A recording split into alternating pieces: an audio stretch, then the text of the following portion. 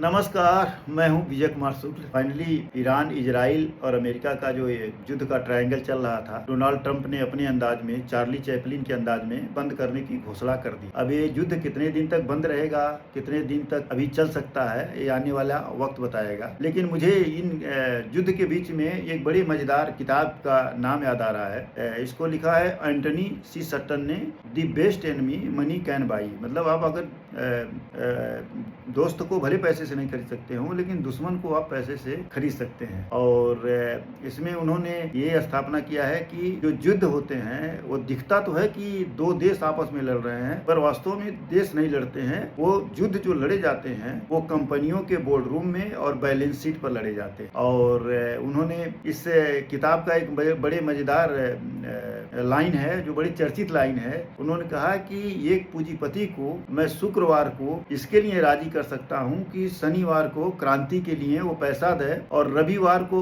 उसको प्रॉफिट होगा, भले उसको सोमवार को फांसी हो जाए। उन्होंने इस किताब में ये सिद्ध किया है कि वास्तव में जो कोल्ड वार था, वो कोल्ड वार जो है ये अमेरिका और रूस का ये फ्रेंडली फाइट, और वो साक्ष्यों के साथ इसको बताते हैं। वो बताते हैं कि कैसे एक ही हथियार से वियतनाम में अमेरिकी भी लड़ रहे थे, वियतनामी भी लड़ रहे थे। एक ही हथियार से कोरिया में कोरियन लोग भी लड़ रहे थे और अमेरिकी भी लड़ रहे थे। तो बताते हैं कि जो हथियार अमेरिकी सैनिकों को मिलता था, वही हथियार रूस के माध्यम से जो अमेरिका के दुश्मन देश थे उनको मिलता था। और बताते हैं कि 80% जो टेक्नोलॉजी थी रूस की, वो चाहे मिसाइल की टेक्नोलॉजी हो, चाहे मिलिट्री ट्रांसपोर्ट की टेक्नोलॉजी हो, टैंक की टेक्नोलॉजी हो, सब ये जो है अमेरिका उनको देता था, उनको प्रोवाइड करता था। उसमें इन्होंने किताब में कहा है कि युद्ध के जो एक्टर होते हैं, पॉलिटिशियन होते हैं, डायरेक्टर इसके पूंजीपति होते हैं, और विक्टिम जो है आम जनता होती है। इसी किताब में उन्होंने जो है